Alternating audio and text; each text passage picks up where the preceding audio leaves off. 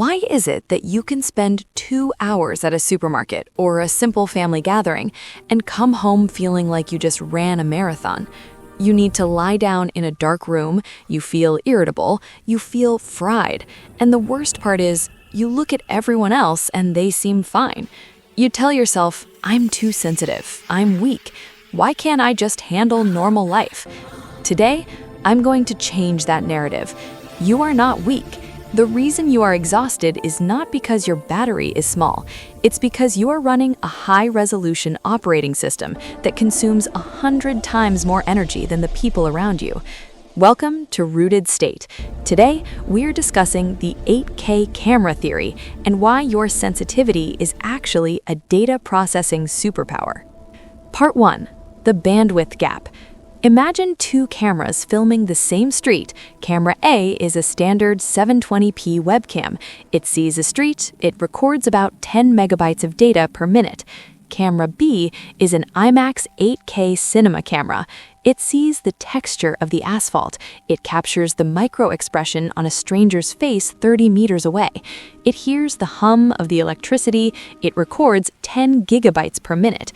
Both cameras have the same size battery. Which one dies first? The 8K camera, obviously. This is you. You have high sensory bandwidth. Part 2. Leaky sensory gating. In neuroscience, there is a concept called sensory gating. It's the brain's ability to filter out irrelevant noise.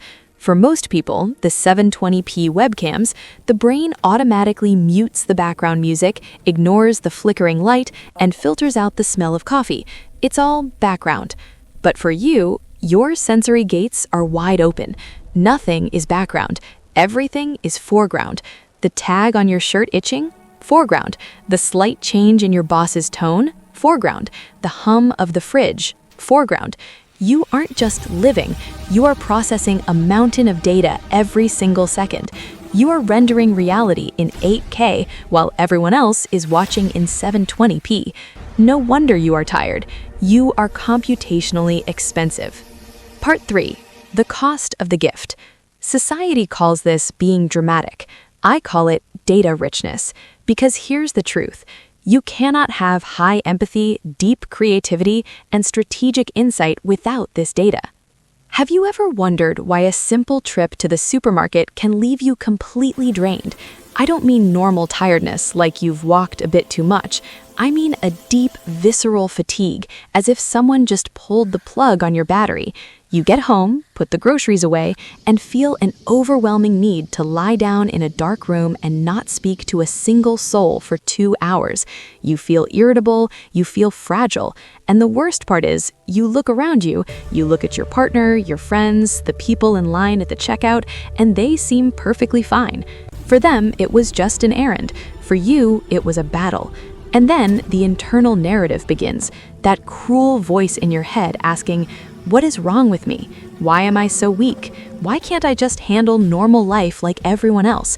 You label yourself. You call yourself broken, anxious, or too sensitive, and you spend your life trying to toughen up, trying to build thicker skin, trying to force yourself to be like them. Today, I want to ask you to stop doing that. I want to offer you a different explanation, an explanation that isn't based on you being broken, but on the engineering of your brain. What you are experiencing is not weakness, it is a bandwidth problem. The reason you are exhausted is not because your battery is small, it's because you are running a high-resolution operating system that consumes 100 times more energy than the people around you. Today, we are going to talk about the 8K camera theory, and we are going to completely rewrite the story of your sensitivity. To understand your brain, we need to talk about cinematography. Imagine we set up two cameras to record the same street at the same time for 5 minutes. Camera A is a standard webcam, the kind you use for work meetings. It records in 720p. It sees the street, it records cars passing, it sees people walking. It does its job. It's efficient. The video file it generates at the end of those 5 minutes is small, let's say 50 megabytes. It's a light file, easy to store, easy to process. Camera B is a professional cinema camera, an IMAX 8K resolution beast.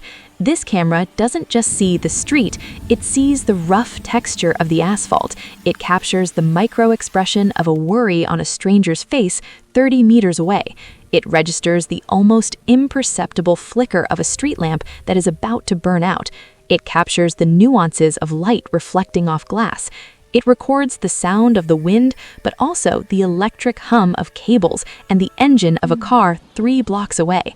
At the end of those same 5 minutes, camera B hasn't generated a 50 megabyte file, it has generated a 50 gigabyte file. Both cameras recorded the same event, both were on for the same amount of time, but camera B processed 1,000 times more information. Now imagine both cameras run on the exact same small battery. Which one is going to die first? The 8K camera, obviously.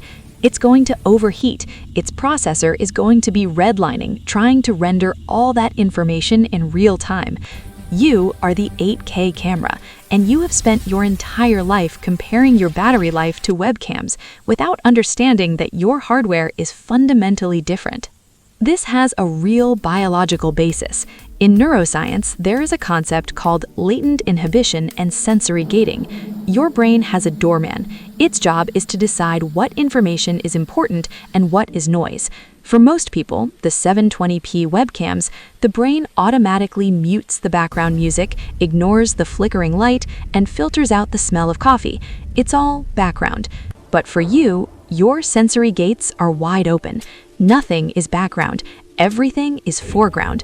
When you walk into that same coffee shop, your brain isn't just there. Your brain is actively processing the high-pitched whine of the refrigerator. You are processing the tension in the voice of the couple arguing in the corner. You are feeling the seam of your sock that is slightly twisted. You are noticing that the smell of coffee is mixed with the smell of cheap cleaning product. You are rendering reality in raw format, uncompressed, all the time. This is incredibly metabolically expensive. The human brain already consumes about 20% of the body's entire energy supply, despite being a small fraction of your weight. In your case, during peaks of stimulation, that consumption skyrockets. You are burning glucose at a breakneck speed just to maintain stability in an environment that others perceive as normal. And this is where the tragedy of modern life comes in. We live in a world designed by and for 720p webcams. Our offices are open-plan spaces, full of interruptions, ringing phones, and bright artificial lights. Our cities are noisy. Our phones are slot machines of dopamine and constant notifications. For a neurotypical person with strong filters, this is annoying but manageable. For you, it's a constant assault. It's like taking that delicate, precise cinema camera designed for controlled studios and using it to film extreme sports in the middle of a sandstorm. You are going to damage the lens. You are going to burn out the circuits. Often, society tells you that you need to expose yourself more. They tell you you have to get out of your comfort zone. They tell you that if you expose yourself to noise and chaos repeatedly, you will develop tolerance. But with high sensitivity, it doesn't work that way. You don't develop tolerance, you accumulate damage. If you rub a camera lens with sandpaper every day, it doesn't get tougher, it gets scratched. The image becomes blurry. You start to dissociate. You start to feel numb, cynical, or permanently anxious. That isn't adaptation, that is an emergency defense mechanism. It's your brain flipping the main breaker because the system is about to melt down. But I want to pause here, because so far, this sounds like a curse. It sounds like you lost the genetic lottery, and I want to reframe this, because nature doesn't make mistakes this big. If this trait has survived in the human genome for thousands of years, and we know it has, approximately 15 to 20% of the population shares this trait, it must have an evolutionary purpose. Let's go back to the ancient tribe. Imagine a group of humans 50,000 years ago. Most members of the tribe are warriors or builders. They have strong filters. They can sleep anywhere. They can focus on a single task. They don't startle easily. They are the 720p cameras. They are vital for survival. But if everyone were like that, the tribe would die. Because while the warriors sleep deeply around the fire, someone needs to be awake. Someone needs to have a nervous system so fine, so tuned, that they can hear the snap of a dry twig 100 meters away. Someone needs to smell the change in the humidity of the air and predict the storm before it arrives. Someone needs to notice that the river water tastes slightly different today and prevent the tribe from being poisoned. That is you. You are the sentry. Your modern anxiety is actually an ancient survival tool. Your ability to read microexpressions isn't paranoia, it's the ability to know who is lying or who is sick before they even know it themselves. Your sensitivity to noise isn't a defect, it's a long-range radar system. The problem isn't your hardware. The problem is the context. We no longer live on the savannah. There are no saber-toothed tigers. But your radar is still on, scanning for threats in a world full of false alarms. An email with an aggressive period at the end triggers the same alert response as a predator in the bushes. Flickering fluorescent lights trigger your signal that something is wrong. You have a supercomputer designed for threat detection and emotional depth, but you are using it to process spreadsheets in a noisy office. And it's not just about threats. Let's talk about beauty, because bandwidth works both ways. Yes, the noise hurts you more, but music also touches you deeper. When you see a work of art, or a sunset, or truly connect with another person, you don't see it in 720p, you see it in 8K. You feel a resonance, an ecstasy, and a depth that most people will never experience in their entire lives. You can cry from beauty. You can feel someone else's emotion as if it were your own. You have a capacity for empathy, creativity, and intuition that is literally impossible to replicate for someone with thicker filters. That is the trade-off. That is the price of admission. You cannot have the depth without the vulnerability. You cannot have the intuition without the exhaustion. They are two sides of the same coin. So what do? We cannot change your biology. We cannot install a spam filter in your brain. And frankly, I don't think we should want to. The world desperately needs your 8K vision. But we need to learn how to manage the battery. We need to stop treating you like a webcam and start treating you like the high-precision equipment you are. We need what I call the lens cap protocol. If you have an expensive cinema camera, you don't leave it running, recording the ground while you walk.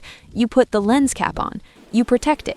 You use it when there is something worth recording, and then you turn it off so it can rest. You need to do the same. And this breaks down into 3 practical strategies you can start using today. Strategy 1 is strategic disconnection. You have to understand that resting for you is not the same as for others. For a normal person, resting might be sitting on the couch and watching TikTok. For you, that isn't rest. That is data input.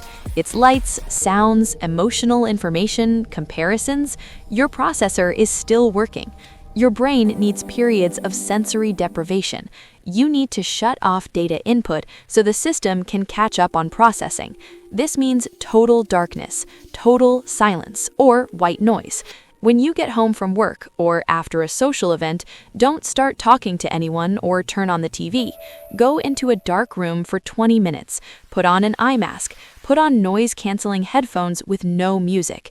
Give your brain 20 minutes of nothing. It's incredible how 20 minutes of void can restore hours of energy. It's like clearing the camera's cache. If you don't do this, the data accumulates and you crash. Strategy 2 is input curation. If your bandwidth is limited and expensive, you have to become a snob about what you spend it on. Imagine that everything you pay attention to costs you real money. Would you pay $50 to listen to a coworker complain about the weather? Would you pay $100 to read hate comments on Twitter? Probably not, but you are paying for it with your vital energy. You have to start setting ruthless boundaries on what you let into your system. This means stopping the consumption of sensationalist news designed to hijack your amygdala. It means saying no to social events that you know are just noise and superficiality. It means buying clothes that are comfortable, cutting off itchy tags, turning down the brightness on your screens. This isn't being fussy, it is hardware maintenance. You are protecting the lens so that when the time comes to create, to love, or to work on something that matters, you have the battery and clarity to do it in 8K.